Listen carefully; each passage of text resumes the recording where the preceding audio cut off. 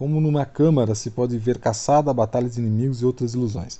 Agora, como conclusão, acrescentarei que não há nada mais agradável aos grandes homens, aos estudiosos e às pessoas engenhosas do que contemplar numa câmara escura guarnecida de panos brancos colocados em oposição à abertura, com nitidez e clareza, como se estivessem diante de nossos olhos as caçadas com cães, os banquetes, os exércitos inimigos, os jogos e todas as outras coisas que se deseja.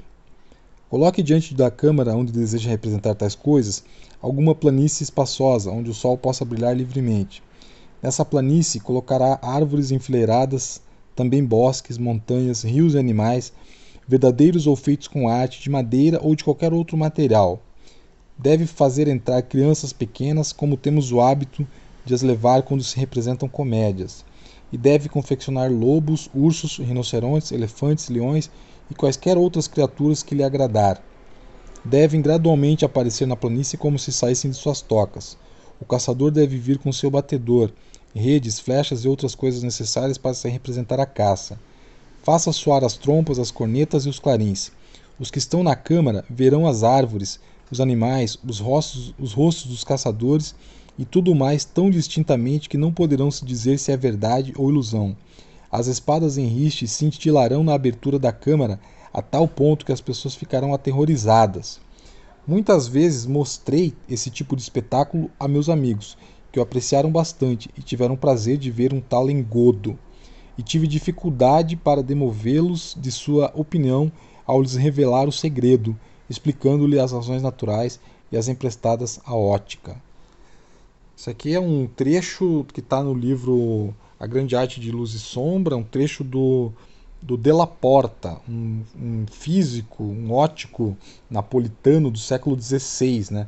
Ele escreveu esse trecho aí numa edição de 1558, né, publicada em Nápoles, da obra dele, que se chamava Mágica Natural. Então isso que eu li aí é um trecho de um livro chamado Mágica Natural. Eu fico me perguntando se isso era um cinema, um precursor de um cinema, né? E se de fato o que o Della Porta fala é verdade, né? Se ele fazia essas representações grandiosas, assim, de batalhas, de caçadas, né? Atrás de uma câmera escura, e o pessoal que estivesse assistindo ali realmente acreditasse que aquilo tinha algum grau de realidade. A semelhança desse texto aqui com a Alegoria da Caverna, para mim tem alguma, sabe? Tem alguma similaridade, digamos assim, no tom com que ele fala, né? Mas não é exatamente a mesma coisa, evidentemente, né? Porque a Alegoria da Caverna do Platão é do século IV a.C. e fala em sombras, né? Um jogo de sombras. Aqui não. Aqui o Della Porta utiliza o princípio da câmara escura, que é o princípio utilizado em qualquer câmera fotográfica, né? E ele utiliza lente, algumas lentes que ajudam a focar a imagem, né? Mas mesmo assim eu não acredito que ele tivesse obtido tanto sucesso quanto ele denota ali. Sem contar que ele era meio charlatão, né? Porque essas descobertas aí da câmera escura utilizando a lente já tinham sido mencionadas em obras anteriores, né? De um holandês, um matemático holandês chamado Frisius e de um italiano chamado Cardano, que falaram sobre essa mesma utilização de lentes com a câmera escura, e o Della Porta não cita nenhum dos dois, né?